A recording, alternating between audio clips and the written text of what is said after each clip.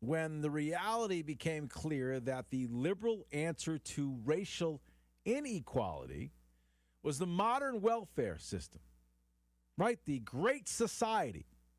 Well, it wasn't working. Not really doing what it was supposed to do. With each passing decade since then, black economic improvement has stalled. Right or wrong? The black poverty rate declined dramatically from 1940 to 1960. Yet decade after decade, the prescription from the right-thinking liberals is to elect Democrats, social welfare agency heads, academic experts, urban studies, liberal intellectuals, entertainment, all the folks in Hollywood, that whole industry. Vote Democrat, vote Democrat, vote Democrat, vote Democrat. And yet the song remains the same. Double down in the 60s, the social welfare policies, liberalized crime laws that vilify white people, other than, of course, the white elite. It hasn't worked.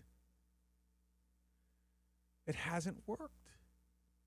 The Great Society has been a failure.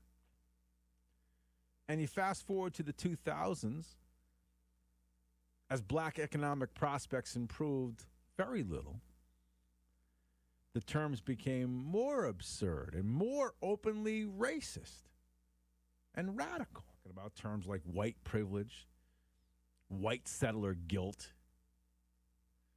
carried these undertones of resentment and caused loathing, anger, when there shouldn't be any there.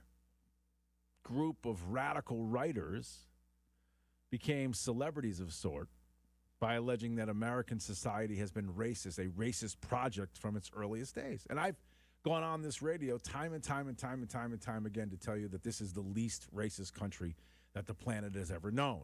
And that causes our liberal progressive friends, their minds to explode because they've been indoctrinated into this idea that America is racist, when in fact it is not. Look at the history. Look at the history compared to other nations. So everything then, in fact, must be racist. That's the idea of the left. That's why every single time there's a conversation that revolves around two people of two different skin colors, the left will always bring up race. I won't. I never do.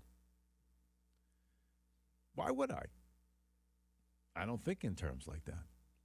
It doesn't permeate my thick skull. But if everything is racist, then nothing is racist. So everybody, I guess, is a racist. The only thing to do is to destroy the entire racist system. Of course, burn it to the ground. The American VIPs have to tear it all down, and that's what they're trying to do now systematically. Everybody who has a lighter skin color is privileged and should be guilty for it. These left-wing commentators have succeeded in one thing for sure. They have put a real crack in the cohesiveness that used to make Americans Americans. They have done that. There's no question about that. But what's interesting is when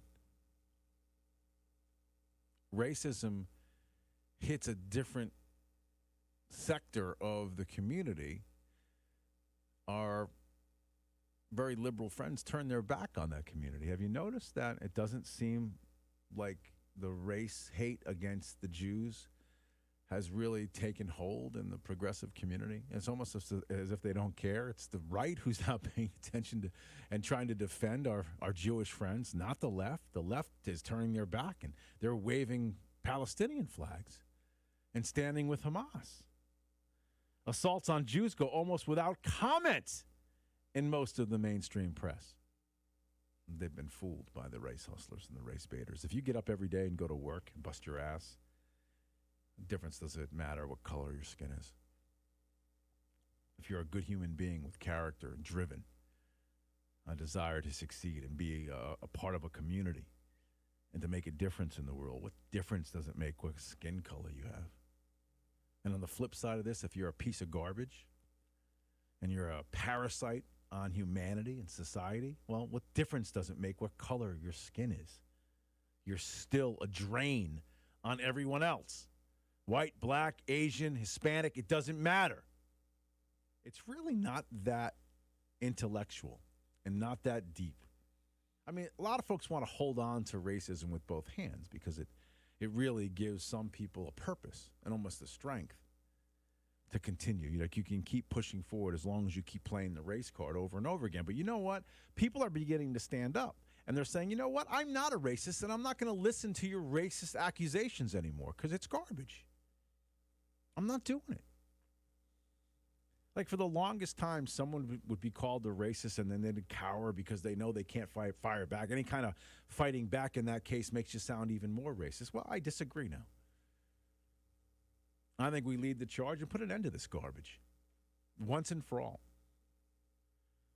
And the people who want to look back at the history of the country and say, well, look what happened here and look what happened there, and God, slavery, look at this, and reparations must be paid. While all around the globe, at the same time, the United States, in their tiny, tiny fraction, blink of an eye that they actually been in existence, even a fraction of that fraction of time, they actually did have slaves. They got away from it. They moved off of common practice that was in place for thousands of years and still in place today. Nobody talks about the fact that there are millions of slaves that are alive today, and nobody seems to want to do anything about that. And yet what we talk about what happened 400 years ago, 300 years ago, but we don't talk about how great men stood up. The infancy of America, they were able to adjust the direction, knowing that what was going on was wrong, put an end to it, in fact, fight the most bloody battle, the most bloody war in the history of this country, where brother fought brother. I've always said this, and I'll stand by it. Racism shrinks with every generation.